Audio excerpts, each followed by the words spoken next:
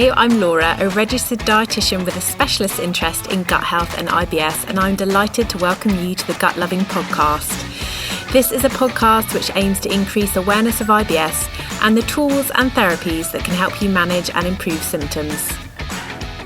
In today's episode, you're going to be hearing from special guest Helen Brooks. Helen is a senior clinical hypnotherapist and she specialises in gut-directed hypnotherapy, which has been shown to be effective in improving IBS symptoms in people who haven't responded well to dietary changes or medication. Now, gut-directed hypnotherapy is an approach to symptom management which isn't well known or discussed much, despite it having some good research to support it. In fact, it's something I've only really looked into myself recently. And so I wanted to invite Helen onto the show so that you could learn more about it, how it works and who it's suitable for. As always, you'll find all the links related to today's episode in the show notes. I hope you enjoy it.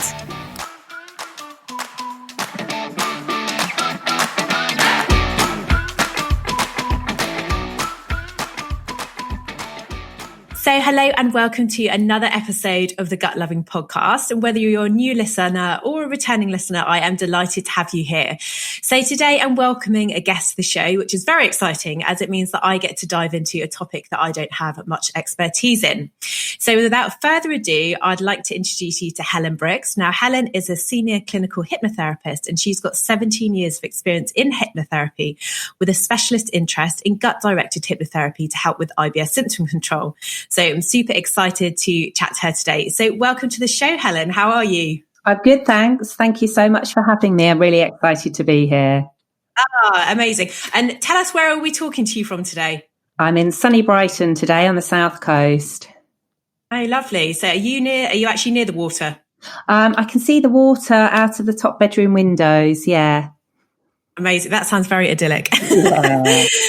So we've only recently got to know each other, but for our listeners as well, to give them an introduction, can you tell us a little bit more about yourself and your background and how you came to be a hypnotherapist? Yeah, absolutely. So I guess my journey to becoming a hypnotherapist goes way back to when I was a child, and I was always really fascinated by what went on in other people's heads. When I was old enough to read, I was really interested in autobiographies, and especially where people had to endure difficult situations or that achieved something really quite spectacular. Always loved people, learning about them and their lives. And then I guess moving on to myself as a teenager, I really struggled with anxiety. So I guess the focus moved from what was going on in other people's minds to what was happening in my own mind, and really wondering why that had happened, not understanding why this had happened to me or really how to deal with that. But I was really lucky and I got the support that I needed in the form of CBT. So I had therapy, which was completely life transforming. And I guess that going through that then gave me an interest in helping others. I wanted to do that for other people, and that continued fascination with what was going on in the mind. So I guess that really, it was quite a natural next step to want to study psychology. And that's what brought me from Lichfield, where I grew up in the Midlands, down to sunny Brighton, where I studied for a degree in applied psychology at Sussex University. The idea at that point was to go on and be a clinical psychologist, but plans changed and I ended up travelling the world for 3 years, which was rather wonderful. It gave me a lot of time to think about in what way did I want to work with people? So I knew that I wanted to work in the therapeutic environment, but I had a lot of time to think about how. And it was during that time that I learned more about hypnotherapy. And I guess it was just sounded really intriguing, a really different way of working with the subconscious mind. So when I returned to the UK, I studied with Dr. Keith Hearn and got a diploma in hypnotherapy, and then set up my own practice here in Brighton in 2003. Wow, what a journey. Yeah. So I like that. I love that sort of explanation of like, it's becoming interested in the subconscious mind. Because the next thing I wanted to ask you is like how you would explain hypnotherapy, because I think quite a lot of us have this maybe like perception that it's a bit wacky or alternative. And when I was actually just looking at definitions of hypnosis online, I actually wrote one down because I thought it was funny just because it's so complicated and not that easy to understand. So it said, hypnosis is the alteration of the conscious state by manipulating attention circuitry in the brain and removing the normal supervisory control of the mind. And I thought, well, I'm sure you can come up. I'm sure you've got your own way of explaining it, which is a lot easier than that. So, yeah, absolutely. So how do you explain what it is? Yeah, okay. So hypnotherapy is using a state of hypnosis in a therapeutic environment to create positive change. And then the next question is, so what is hypnosis? So yeah, hypnosis is a communication with the subconscious mind. And when we think about hypnosis, if we think about trance, but thinking about it's a natural state that we all go into a number of times in any one day. So daydreaming is a state of trance, or even if you're on a long journey and you're driving along a motorway and you suddenly think, oh, I'm at junction 3. You don't remember junction 1 and junction 2 because you were kind of zoned out. It's this focused awareness and narrowed attention that's usually, but not always, combined with a state of deep relaxation. And in that state, the subconscious mind becomes more receptive and we can communicate with the subconscious mind, so we can access memories more easily, and we can create change. The subconscious mind is great for finding solutions to problems. And it's a really wonderful way of working, but it's nothing weird or wacky. I think for a lot of people, if they think about hypnosis as being similar to meditation, but just in that state of mind, we're actually doing something with that state of mind rather than simply just being present. And it's quite interesting to think of it as it's a natural state, because I think it sort of maybe is perceived as something which is unnatural. But when you were talking about daydreaming, I was really thinking about those moments when you're staring off into space and you kind of know what's going on around you, and someone's like, "Woohoo, are you there?" And it's actually quite a nice space to be, because you're not you've got an awareness of what's going on around you, but you're sort of in this, it's like altered consciousness. Yeah, and that's exactly it. That's so well explained. Just that sort of daydreamy state where, you are aware in a state of hypnosis. You're not under somebody's control. You're not unconscious. You're not asleep. You're absolutely aware, but it's this focused attention on something. And it's a really natural state. So, very well explained there. Why do you think it's misunderstood? Because, or do you think it's just because it got some, we were all, I'm trying to think about the 80s, which is when I grew up. And I think about Paul McKenna and people going on stage and thinking that they were a chicken and that type of thing. And then you'd always hear this. I'm never sure whether they would, kind of like myths of people feeling like they never went back to how they felt, how they were before, this kind of like that it's some kind of like permanent, state of change. So do you think it's why do you think we've got this sort of outdated views of hypnotherapy?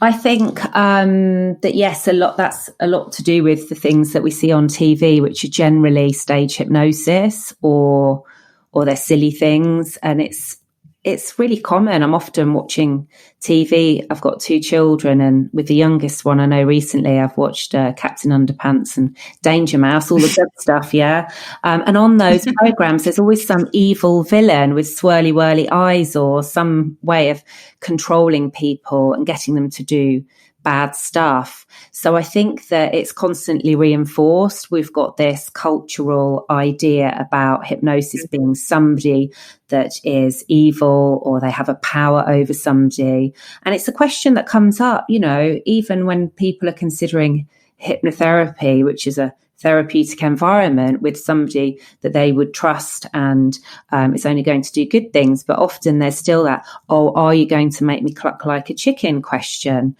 And the answer is no, of course not. But it's still a fear for some people that it's dangerous or it's weird, and it's because of the TV and that stage hypnosis element, rather than people seeing what actual therapy is like. So you obviously, as you explained, became interested in hypnotherapy as a process for helping people maybe understand kind of what was going on in their minds. But when did you become interested in hypnotherapy as a possible tool for helping people with IBS? Okay, so my first encounter with using hypnotherapy for IBS was about 15 years ago. And I worked with a woman who suffered with really extreme abdominal pain. And she'd exhausted every medical option, including some pretty heavy surgery, which has sadly not made things any better. And for them, it was kind of her and her husband came to see me. It was like a last-ditch attempt at making any change. And I was blown away because I'd not worked with anybody with IBS before that point. And after just a few sessions, she'd learned to control and effectively reduce this pain. So whenever it arose, she had the strategies and techniques to be able to go and have a lie down, and the pain would subside, which, as you can imagine, was really life-changing for her. And it was... it was very interesting for me to see just how powerful hypnotherapy was in that situation. And it was at this point that I began to look more deeply at the research on hypnotherapy as a treatment for IBS, and was pretty amazed at what I found. Okay, so let's talk about some of the research, because we have very briefly touched on gut-directed hypnotherapy in the podcast before, not in the detail that we're going to go into it today, but just to say that it is an approved therapy for IBS. So in the UK, for anybody that's listening outside of the UK, or even for anyone that's listening inside of the UK, we have a set of guidelines called the NICE guidelines, and these are all about best practice for IBS. So a set of guidelines on how on the best process for diagnosis, management, and treatment of IBS. And if we look at the sort of lifestyle interventions, or diet and lifestyle interventions, we have things like the FODMAP diet. We also have CBT, which you touched on earlier on, which is cognitive behavioral therapy. And gut-directed hypnotherapy is something which is approved as a therapy if a patient has tried other lifestyle changes and after a year hasn't had any improvement in their symptoms. However, I don't feel like this is very widely known or very well publicised either. I've sort of gone off on a tangent there, but maybe first of all, you could start by telling us about what, where the research kind of originated in, what it sort of told us, and then maybe we can talk about why you think it's not been spoken about more widely. Yeah, absolutely. So in 1984, Professor Warwell conducted a controlled trial of hypnotherapy in the treatment of IBS. So patients who had severe symptoms that had been unresponsive to any other treatment, so medication or dietary changes, nothing had had an impact. And patients were randomly assigned to 7 sessions of hypnotherapy or 7 sessions of psychotherapy plus placebo pills. Now, the psychotherapy group showed a small but significant improvement in abdominal pain and distension and general well-being, but not in bowel activity. And the hypnotherapy patients showed a dramatic improvement in all IBS symptoms. And then further research was done in 1987. So they added more patients to the study and found a success rate for those presenting with classic IBS symptoms. The success rate was 95%, which is just phenomenal. It's absolutely mind-blowing. When I first read that, it's just why isn't this more widely known? But we'll come to that in a moment. But yeah, there's been lots of research. There's been research that shows that a course of gut-directed hypnotherapy is effective long-term, which is also important. So it's not a short-term change, so that there was improvement throughout that time that they were having sessions. But they followed patients for 5 years, and the symptom reduction remained the same for 5 years. which again is just incredible. So I hope you can see why I find this method of working just so exciting. And yet at the same time, you know, quite frustrating that it's not more widely known. So it's like, pass the megaphone. Yeah. So this initial study, this was a UK based study, was it? Yeah, it was UK based. Yeah. So Professor Warwell is the UK's leading IBS gastroenterologist, and he heads up a team of people in Manchester where they treat 3,000 people per year with hypnotherapy. Yeah, it's so interesting. And that's an incredible success rate when we kind of consider that the probably, you know, sort of in terms of dietary intervention, the most successful thing we have is the FODMAP diet, and that achieves a 75% success rate. So, and that's kind of really held up as being excellent, which it is. 3 in 4 people can have an improvement. Yeah, it sounds like, you know, it's also showing an incredible level of effectiveness, which is amazing. It is, isn't it? And we've also got Professor Paulson over in the US that created a 7-session protocol. So the 7 sessions were the same and used with patients. So it was an individualized treatment, and he had a success rate of above 80%. We've also got Dr. Simone Peters at Monash University in Australia, and her work using gut-directed hypnotherapy. Again, we're looking at around 86% effectiveness. So it's something that's, you know, it's not a one-off. There's 35 years of research that shows that it's a great treatment. Lots of evidence to support that. Yeah, so I might get you to share some of those studies so we can pop a couple of links into the show notes if anyone's interested to do some more reading. And I certainly read recently about, I read it recently, but I think it was a couple of years ago, say that Monash University, it's the same university that developed the FODMAP diet. So they did a sort of head-to-head with the FODMAP diet and gut-directed hypnotherapy.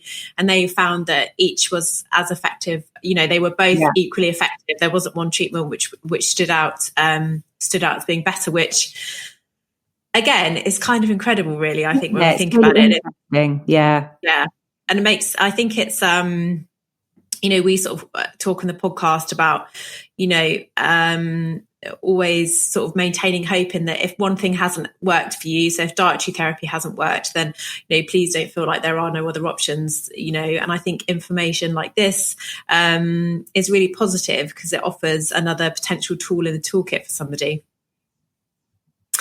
So given that there has been, so I guess the next part of the question is, because I was reading a paper the other day about gut-directed hypnotherapy, and they were saying that over 30 studies have been published since this initial research showing that gut-directed hypnotherapy does have benefits for symptom control. So if the research has been around for a while and is effective, why do you think it hasn't picked up, you know, it hasn't taken off in the same way that, say, the FODMAP diet has? Yeah, well, I think that obviously a FODMAP diet's easier to access because it's just information. You don't need a therapist. You can have the dietary sheets and data and then do that yourself, whereas you need a trained hypnotherapist to take you through the process of gut-directed hypnotherapy. But I think that in general, people associate, if there's something wrong with their gut, that the thing to do is look at what you're putting into your body, which does make sense, and it's definitely the first place to start. I think that for a lot of people, they don't understand that working in this way is effective. You know, the research isn't sort of out there being broadcast, so why would people think hypnotherapy is effective? I think we're finding about it more now because there's a greater interest in gut health in general, and there's a greater amount of knowledge about the impact that the gut-brain connection has on gut health. So I guess that's why it's becoming more widely known about, but it's still a tiny, you know, it's a little voice in the corner of an awful lot of talk about nutrition. So yeah, it's great to be able to have the opportunity to be here and let more people know about Find it. the flag. Yeah, yeah, and I think I think the accessibility of it is probably a really good point. So actually, as per guidelines in the UK, definitely anyway, someone is supposed to see a dietitian in order to do the FODMAP diet. But what has ended up happening is that because it is dietary information, it has been published in pamphlets and on websites. And obviously, if somebody's struggling with their symptoms, actually, it's the information is sometimes disseminated from the doctor, and they've just been told to look it up online.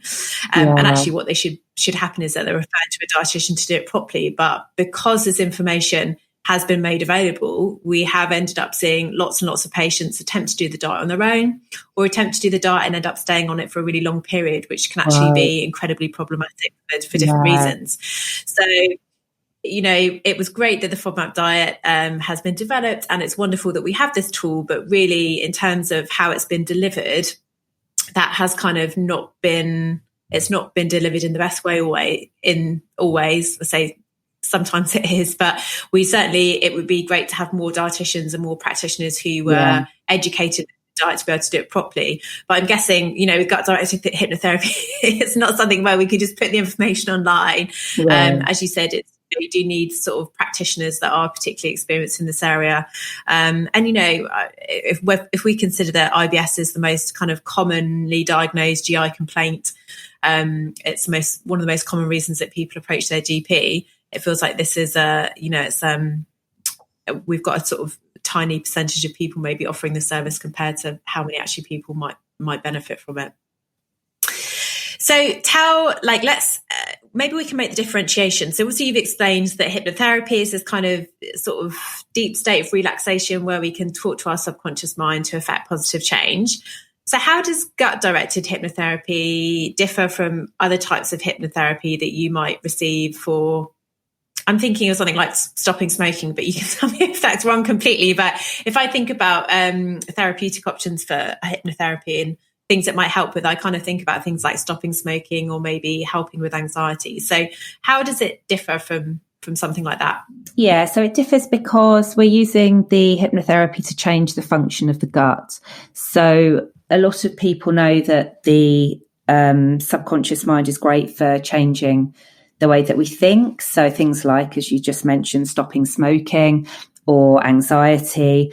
But the subconscious mind is the part of the mind that changes automatic functions. So we can use the subconscious mind to change physical functions, so the actual functioning of the gut. And so that's how gut-directed hypnotherapy is different. So we're looking to use the therapy to change the way that the gut is working. We're changing gut motility, reducing sensitivity. And also as well, we are changing function by reducing stress and anxiety, which we know has a huge impact as well. So it does work with the psychological as well, but it's about changing the physical functioning of the gut.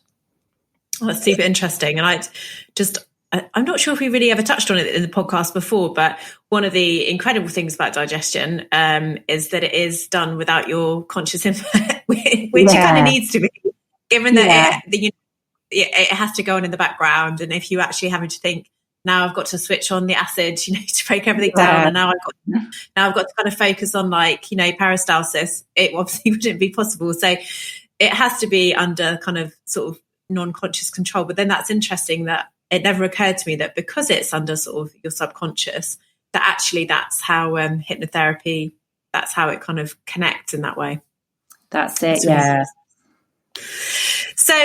So it works on the function, and you said it sort of works on the works from the perspective actually can help in terms of sort of calming stress and anxiety. So what kind of outcomes do you normally see, or is there any particular symptoms that it's particularly effective for? So if somebody was thinking about, what sort of improvements might I see? What do you see in your practice? So another wonderful thing, I feel like, it's the big cheerleader over here of hypnotherapy is the best. But it's been shown to be effective for all symptoms, which is quite unique as well. So medication or diet will often work with one or two things, but it works on reducing colonic symptoms. So we've got bloating and gas, we've got pain, we've got bowel changes, but also non-colonic symptoms such as nausea, backache, insomnia, those things that are often associated with IBS, and also life satisfaction scores. So people feel happier after a course of treatment. So it's very broad in the way that it works, which is really great. Yeah. And so, can you talk us through what happens? So what might happen in a typical session? Like, how long does a session last? And how you sort of talked earlier, I can't remember, maybe you can refer to the original research on how many sessions they've got. But yeah, I'm assuming that you don't just go for one session and then, no more. So can you chat us through like what happens? Yeah, so it's a course of treatment. When I'm working, it's a 8-session program that I take people through. So at the beginning of that, there would be a consultation looking at all the symptoms and the history, and looking as well as where they want to be. So what's their specific goal? So it's unique to everybody. And then what happens in each session is part talking, understanding what's been happening, how they're feeling, what's been going on. And then usually about half an hour of hypnosis. So to begin with, it's getting into a comfortable position, focusing on your breathing, allowing your breathing to relax, and then focusing on progressive muscle relaxation. So allowing the body to become more relaxed. As the body becomes more relaxed, the mind becomes more relaxed, and then moving into that state of trance that we spoke about earlier. And then in that state of trance, the subconscious mind becomes more receptive to suggestions. So it may be direct suggestions, talking about comfort and the gut functioning well, or quite often it's through imagery and metaphor. So Professor Warwell used the visualization of the river. So if things are moving too quickly, then it's picturing the flow of the river slowing. And vice versa, speeding up the flow of the river if the digestive tract is moving too slowly, but also imagining a healing liquid, picturing that going down into the stomach and coating the contents of every cell throughout the whole of the digestive tract. And as that happens, creating a sense of comfort, that the gut functions well. So it's lots of very positive, calming, healing, soothing imagery, and along with suggestions that the subconscious mind becomes more receptive to and changes the function of the gut in that way. And then often as well, a focus on feeling positive, what we call ego strengthening. So lots of wonderful reinforcement of positive feelings and calmness, and picturing a positive outcome. So looking to the future and seeing the future the way that we want it to be, which is a really powerful technique in creating a state of health and well-being.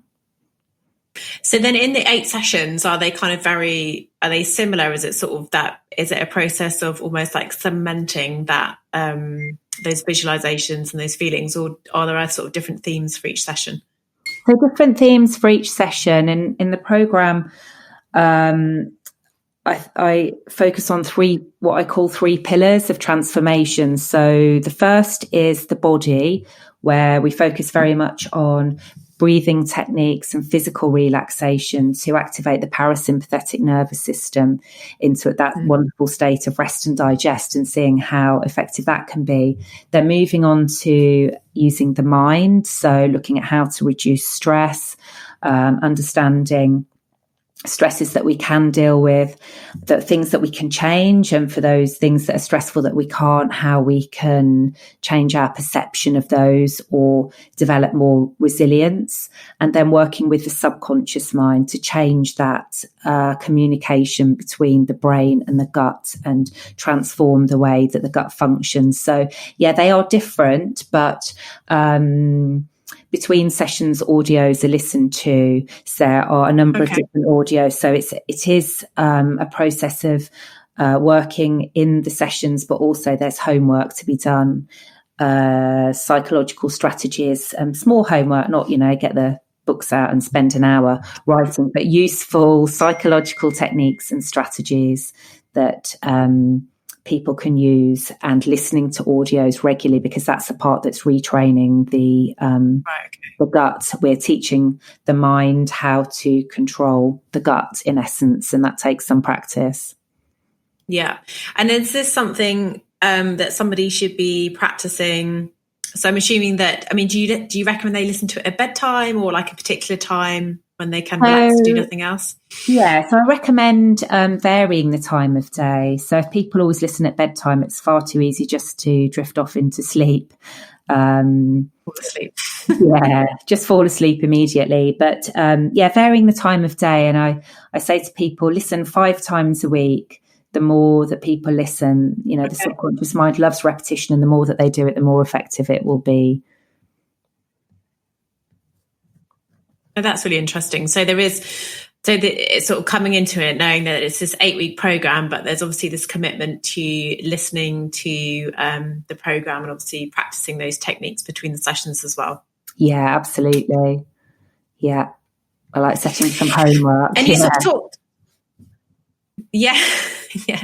Everything, sort of not everything, but there does seem to be, whenever we sort of talk about, these different therapies, it is this kind of not ongoing commitment, but commitment to, whether it's obviously the diet is a commitment, probably more like a 3-month commitment, actually, if you do the low FODMAP diet from sort of the point of inception to the point of where you sort of move into personalization. When we were talking to Melissa Hunt about CBT, as she was saying, it's very much it is hard work. CBT is hard work. It's effective, but you do need to sort of, you do need to be prepared to put the work in, because sort of changing thought processes does take time. It is possible, but it's, it's a process. So what you obviously talked a bit about effectiveness, but is there a certain type of person that it's best suited to? I've heard before, so maybe you can bust this myth for me or not, which is that some people are more susceptible to being hypnotized, or sort of getting in touch with their subconscious mind. Or would you say that this is kind of suitable for anybody looking to sort of help with their symptom control?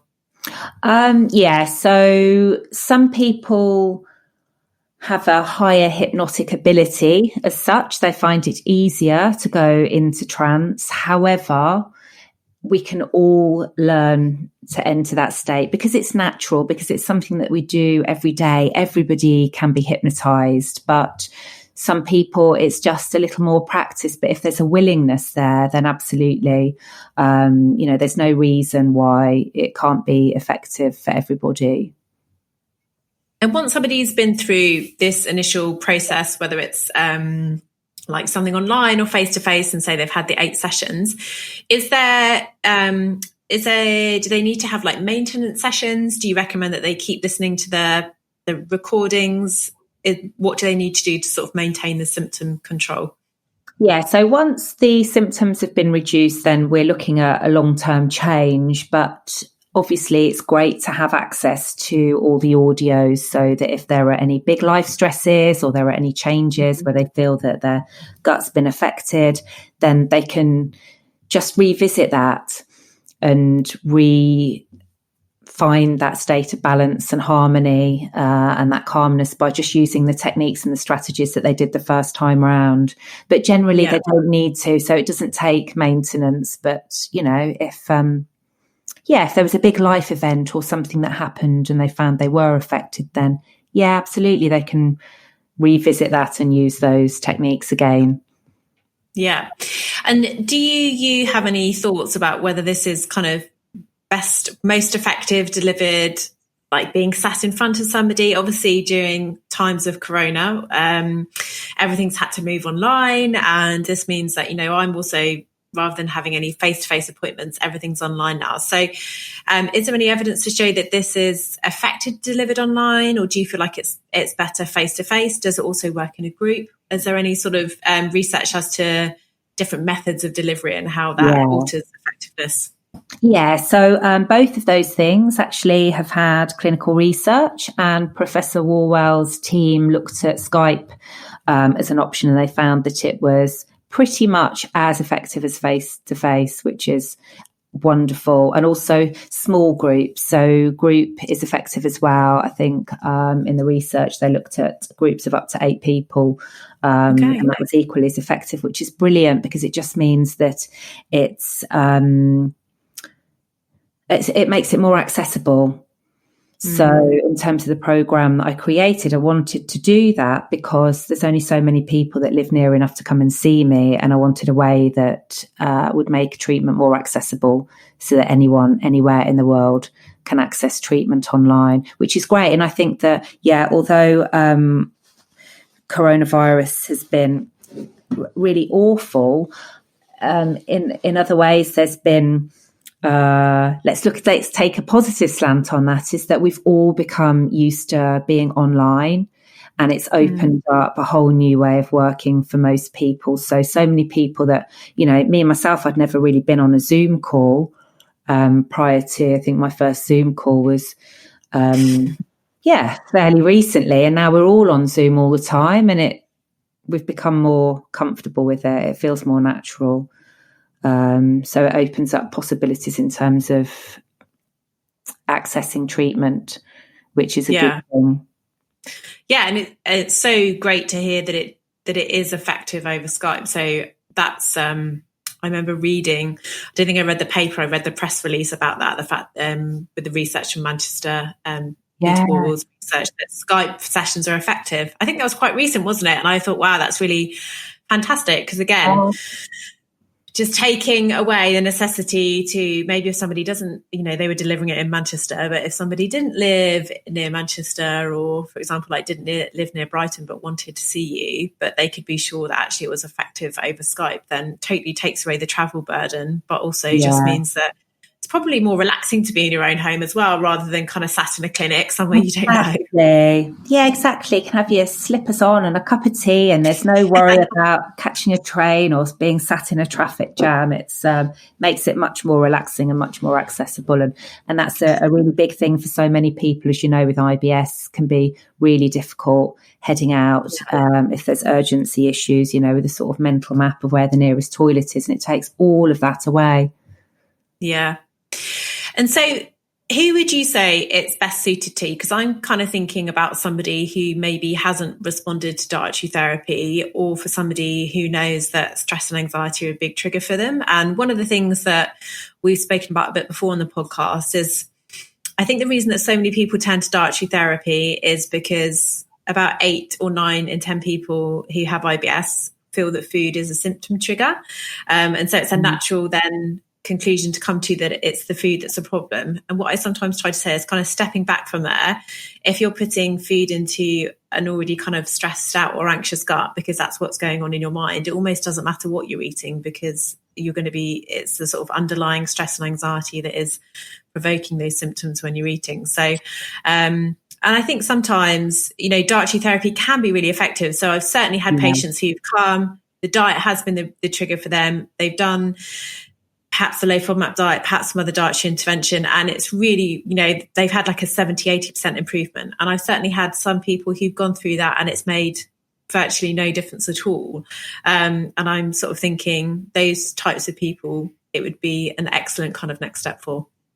Yeah, absolutely. I think that looking at dietary changes is always a really sensible first step. But if you've done that and you find that it's not created the changes that you want or need, then definitely it's a really, really it's the next step is looking at that interaction between what's going on with the mind and the gut. And so in terms of talking about how someone might access the treatment, so I mentioned that in the NICE guidelines it says after 12 months if somebody's been trying diet and lifestyle changes and they haven't seen any improvement in symptoms, then either gut-directed hypnotherapy or CBT is kind of another sort of option. Do you know how widely available it is in the NHS or, what sort of provision there is? I think that I'm right in saying that it's only available in Manchester, Professor Worrell's unit there. I mean, there may be other places in the UK, but that was my understanding, that it's not widely available at all. Wow, really limited then. Yeah. Which leads me to the next question. And I did actually put, I was on Instagram the other day and I asked if anyone had any questions. So I've got a couple of questions from people from Instagram as well. But one of the questions, which ties into my next one, which is, if you're interested in seeking this kind of treatment privately, what should someone be looking for? So how would you choose a therapist? What kind of credentials are you looking for? And this is a question that came from Emily. And I think that's a really great question, because I'm sort of thinking about just therapy generally. Once you've made a decision to have therapy, if it's kind of psychological, for example, which is a really big step in itself, you then go online and you're almost bombarded with hundreds of therapists to choose from. And it's really difficult to know. That almost feels like it's quite a hurdle to be able to make that decision. So how would you advise someone goes about choosing a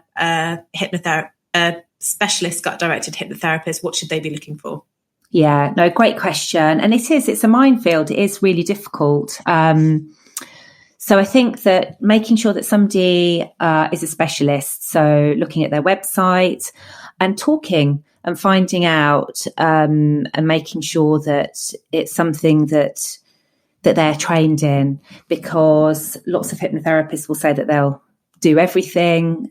But there's no one register. There's no specific qualification within gut-directed hypnotherapy. So it's a case of having a look at perhaps General Hypnotherapy Register or the National Council for Hypnotherapists, and then checking to see information that they've provided and then speaking to them. So qualifications are one thing, but I think it's also equally important to have a conversation with that person that you're considering going to get treatment from, and getting a free consultation, which they should be happy to provide, where you can ask the questions and talk about symptoms and ask about their experience and ask about how treatment will be delivered, and ensuring really that you feel comfortable with them.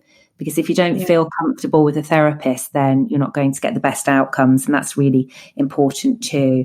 So I guess I would say, look into all that and then trust your gut. So how do you feel? Do you feel like you really connect with that person? Do you feel like they're the right person to help you? And if you've got any question marks, then keep looking, have a look around. Yeah, I think that's really important, the keep looking bit. I was had some health psychology training recently, and the gentleman that was delivering the training was talking about how important the relationship is between the therapist, between the practitioner and the individual receiving the therapy. And actually that's that kind of level of comfort, that relationship, how good that relationship is predictive of how effective the therapy will be. Yeah. And that's so interesting, because it doesn't, obviously credentials and experience matter. So all being level, if like we had these experienced therapists, and actually it's your relationship, making sure you're really comfortable and you can open up to somebody, that is actually really important. So if you get on the phone to somebody and they don't sound, it doesn't feel quite right, then, don't be like, have the confidence to keep looking, I guess is what I'm saying. Absolutely. Yeah. And that's so right what you just said. A lot of it is about that relationship. The therapeutic relationship needs to be good. And that's so healing in itself. There's little importance placed on that, but that therapeutic relationship and being understood and being listened to and being cared for and being treated in a really positive way is very healing in itself. So yeah, don't underestimate that aspect of treatment. Yeah, so important. So I had a question from Sarah, who said that one of her main symptoms is nausea. So would gut-directed hypnotherapy be helpful for this? Yes, it would. So nausea is classed as a non-colonic symptom, and hypnotherapy has been shown to help. So yes, absolutely. Okay, great.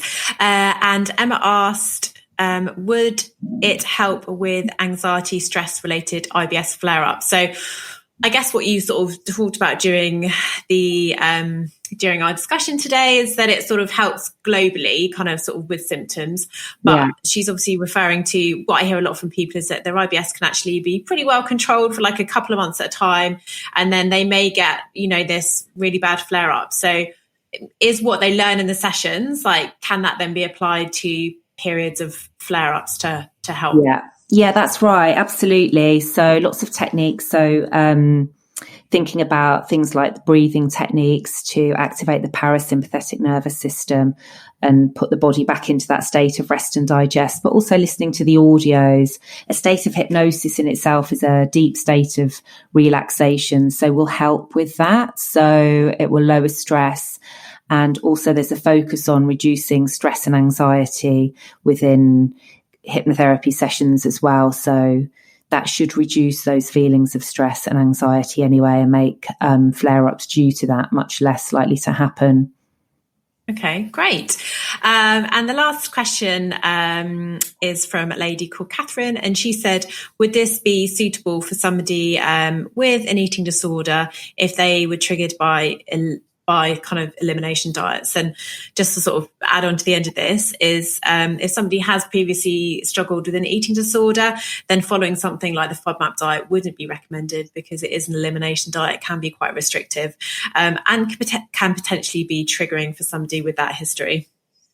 Yes, so that's a really great benefit, is that we know that we can get the same benefit. We were talking about statistically hypnotherapy being as effective as FODMAP, yet we don't have to do any elimination or focus on any nutritional or dietary changes. So it's perfect for people if they've had any type of disordered eating, then it's a really great approach to take. It's very relaxing, very calming, very enjoyable, and really simple because there's no changes to food that needs to be made. So yeah, absolutely recommended for that. I'm fascinated by this now. I feel like after we're going to get off I'm going to have to go and dive into the research a bit more, but it would be really interesting, I think, to do some research as to whether, because people quite often end up on super restrictive diets as a result of or in an attempt to control their symptoms, which is completely understandable. So, but then sort of end up getting in this sort of quite vicious cycle of being scared to add any foods back to their diet because they don't want to create more symptoms. But even the anxiety of thinking about adding a food back to their diet can also create symptoms. So it's this really vicious cycle. And as Melissa sort of highlighted in her discussion around CBT, is that avoidance is never a good long-term strategy. So, it might help initially, but actually your world ends up getting smaller and smaller, or, we can look at it from a diet perspective, your diet ends up getting smaller and smaller. And I guess what would be really interesting is if we had a group of people who were on an incredibly limited diet, which was kind of sort of imposed as a method of restriction, where they're doing something like gut-directed hypnotherapy would then allow them actually to increase their diet because, sort of some of the underlying maybe anxiety had been resolved. Yeah, no, that's really interesting because I see that with people when I work with them, that they start out and they tell me that they have got a real sensitivity. I had somebody recently that said that they were sensitive to onions and garlic and had eliminated them. And then partway through the program, she said to me she was really happy because she lives in Spain, and she would phone ahead and ask if paella had got onion and garlic in, which I'm sure most times it has. And she stopped doing that she was going out and eating food and her body wasn't responding in the same way, which is interesting, isn't it? It's fascinating. But, people do. And the thing that's as well that I see is that they eat something that they think might cause a reaction. Then they will spend the next so many minutes after they've eaten focusing on every tiny little sensation that's happening inside their tummy, inside their digestive tract, wondering whether it's going to cause some horrific problem. They're going to get excruciating pain, or they're going to need to dash to the bathroom. And so those thoughts then, we know, there's that connection through the vagus nerve, the thoughts and everything that's going on in the brain is directed down into the gut, and then the gut changes function because of that. And if people have got into that pattern of thinking unconsciously after every meal about what's the response of their body going to be, then they're going to experience digestive disturbance. So it's fascinating to see how, as people move through the program, they can tolerate and comfortably eat foods that they always thought that they were intolerant to. So, it's definitely a factor. Yeah, I'd love to. That would be an amazing study to see. We can do an uncontrolled one between us. Yeah. But that's they do. Even actually, Monash do say that over time, it's really important to kind of go and recheck your tolerance to things, and during periods of like stress and sensitivity, that your sensitivities to FODMAP foods will likely be higher. So it's really interesting that actually you've sort of seen it the other way, that by helping to maybe control stress and anxiety and sort of, I don't know if you can call it rewiring the gut-brain axis, but by doing that, it seems to have this effect where it actually can reduce some of those food sensitivities potentially. Yeah, really interesting. It is. I was reading Emma and Meyer's book, The Mind-Gut Connection, and in there he talks about this exact same thing, and talks about if a couple were to go for dinner at an Italian restaurant and they have an argument, then the next time they go to that restaurant, the subconscious mind remembers and recalls that, and will put in place a process that creates a similar response within the gut, and that can happen until the point that they can't eat risotto because that's what they ate that time, and that it's not actually about the food, it's about what's going on in the brain.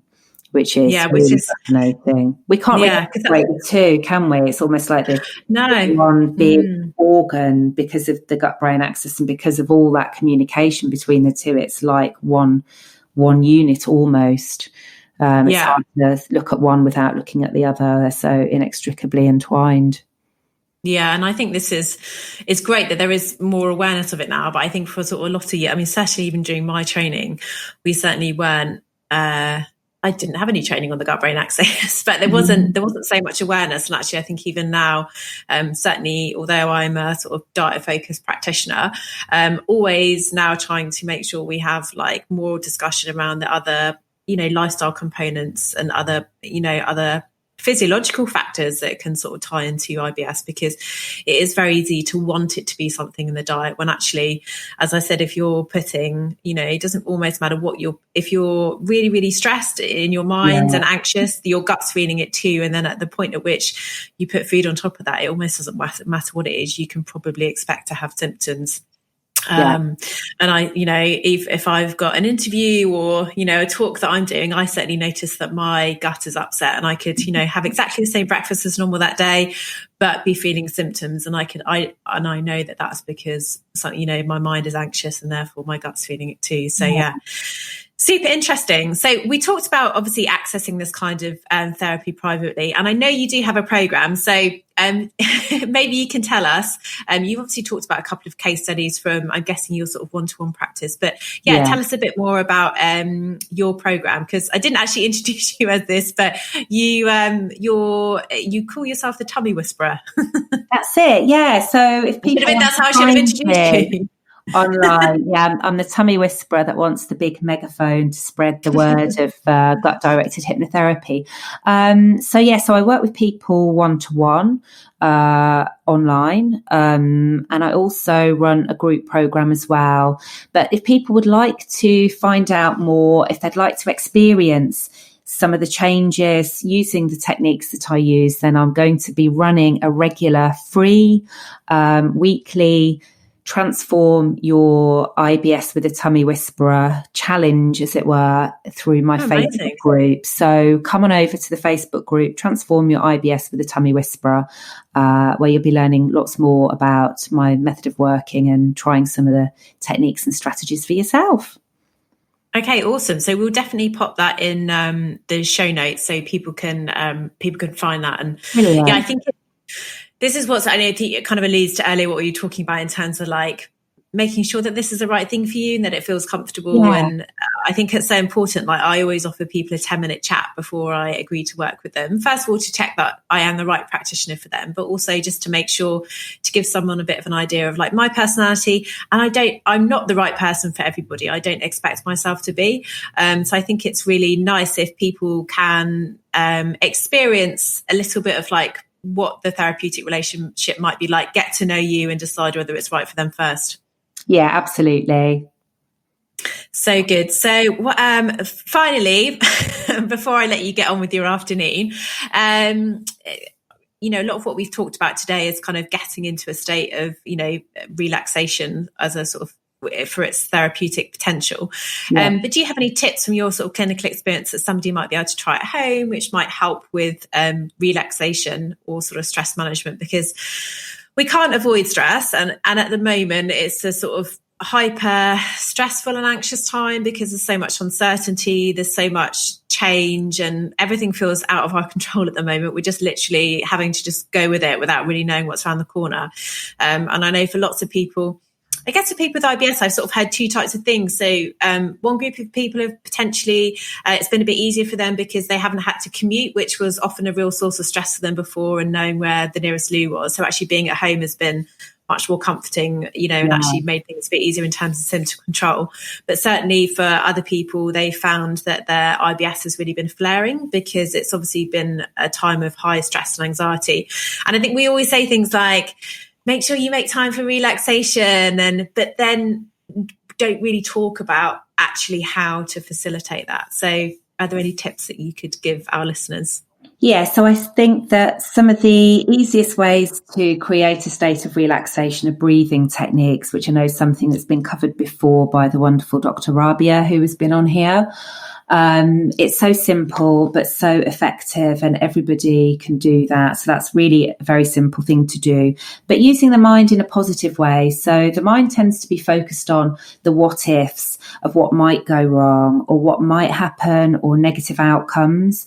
And I think that it's really a simple but effective technique is to focus on how you want things to go, and then just taking the time to imagine that in your mind's eye. So, for example, if the journey to work is stressful and you're worrying about where the toilet stops are on the way, or you're thinking about what might happen, is to just spend a few moments doing your breathing, get yourself into a comfortable, relaxed state, then picture the outcome the way that you want it to be. So picture yourself getting to work and having had a comfortable journey, that everything's gone well and that you arrive feeling happy and relaxed. And just seeing that in your mind is then giving your subconscious mind the kind of blueprint of what you want to happen, what the outcome that you want to happen. And also it's a much more positive, much more calming and much more relaxing mental image before you set out on your journey or do whatever it is that you want to do, so that you're not sending yourself the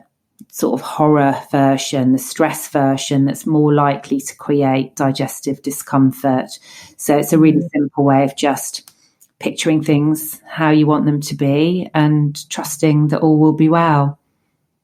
Yeah, it's so interesting because it's something about our kind of like brains, isn't it, that automatically goes to like worst case scenario. Because I had I find this is like a bit of admission, but when I get something letters in the post and I don't immediately know who they're from, you know, you automatically think, oh my gosh, is this some kind of like horrible bill or it's probably actually nothing. Exactly. It's probably nothing. You know, it's probably like junk mail but it's almost like subconsciously your mind's gone to this like worst case scenario. Or if there's a call from a number that you don't know, you're immediately like, who is this and what do they want, rather than and is it something about our brains that kind of always just jump to this like fear place? Yeah, there is. Yeah. And if you think sort of evolutionary wise, those people, ancestors many centuries ago, the ones that worried about the saber-toothed tiger lurking near the cave and thought about that, I wonder if there's something bad near my cave, and sort of looked out for the rustle behind the bush and was ready to get into that fight or flight response and run away, those people would have survived evolutionary. So we have a evolutionary tendency and bias to, look out for the negative, because it helps us prepare. It helps us stay away from danger. But actually, when we're looking at our food and thinking it's potential danger, or thinking about our journey to work or date night with a boyfriend, and we're seeing the potential dangers there, then it's really not helpful at all. So change the images, change the picture, and the body will respond in a positive way. I love that. And with the breathing exercises, Rabia definitely did talk us through like the power of breathing. And I think that's a really nice one to remember as well, because it's actually something we can all do quite simply, like we can all do. And actually it does have this effect, whether or not you might immediately sort of feel it in the mind, that kind of slowing down of the breath does have this kind of immediate effect on the internal organs. So do you recommend like a particular like breathing pattern, or like using an app, or? Yeah, so I like 7-11 breathing technique. So if we breathe in through the nose for a count of 7, and it's important to breathe in through the nose, because when we breathe in through the nose, the air naturally moves down into the lower part of the lungs and inflates. We use the diaphragm. And in the lower part of the lungs are these things called nodes, and they are attached to our parasympathetic nervous system. So when we breathe in that way, fully inflating the lungs and using the diaphragm, we activate the parasympathetic nervous system. And then we exhale, the outward breath is longer. So it's a long, slow exhale through gently pursed lips, or they say as though you're blowing down the end of a biro, so that we're not getting too much oxygen and feeling dizzy. And then sometimes people say to me, oh, but that's too long and I can't count the numbers. So I say, just focus on the inward breath being a comfortable inward breath through the nose, allowing the tummy to inflate, and a long, slow exhale, and repeating that. Often the first thing that I notice about people when they come to see me is that they tend to be chest breathers. When we feel anxious, we often mouth breathe, and when we mouth breathe, the air moves into the top part of the lungs. And I'll see if people have a hand on their chest and a hand on their tummy, all the movement is in the top, is in the chest. And that's not good. We need to practice so that when we breathe, all the movement is in the diaphragm, is in the tummy. And we so often get used to holding our tummies in when we're out and about. We don't like to let it all hang out. But really relax the muscles in the tummy and the abdomen and let them relax. And that way of breathing is great for getting into this calm state. And it's something that we can do anywhere at any time, but it does take a bit of practice. So if you suddenly found yourself feeling a little bit anxious and you've practiced that way of breathing, you'll find the more that you've practiced it, the quicker you can activate that physical calmness. And when the body's calm, the responses are different. And when we know that we can control the way our body responds, the greater sense of confidence that it gives. Other than that, listening to audios. So come and find me at thetummywhisperer.co.uk. I've got a little video great, that people can see me doing the 7-11 breathing technique. And there's also a free hypnotic relaxation audio. So if anybody's interested, what is hypnosis like? How does it feel? Will I respond to it? Then head over there and grab those, because they're free. So amazing. Brilliant. It's been so interesting talking to you. Thank you. I've learned a lot today, which is always great. And I feel it's just really nice to it feels like it's a really positive conversation. I think it's really nice to increase awareness of what's potentially really going to be a really helpful sort of therapeutic option for people. And I think, as you said, kind of everything moving digitally, like sort of this accelerated move to digital that we've sort of had to make over the last few months, like could potentially actually be really helpful in terms of how, the kind of therapies that we can offer to people. So super positive. So you're at the Tummy Whisperer on Instagram as well. And we'll pop all the links to your website and social media. And if people want to join that Facebook live group as well to get some taster sessions, that'd be fab. So thank you very much, Helen. It's been great to talk to you. And I'm sure we'll either have you back, or I'm already mentally planning a Facebook Live and Instagram Live with you. So I'm sure this won't be the last time we talk. It's been so great to be here. Thanks so much for having me. Thanks, Helen. So that brings us to the end of today's episode. I really hope you enjoyed it and took something useful from our conversation. If you did enjoy it and are enjoying the series, we would absolutely love if you could give us a review. It really helps other listeners to find us and encourages us to keep going with the show.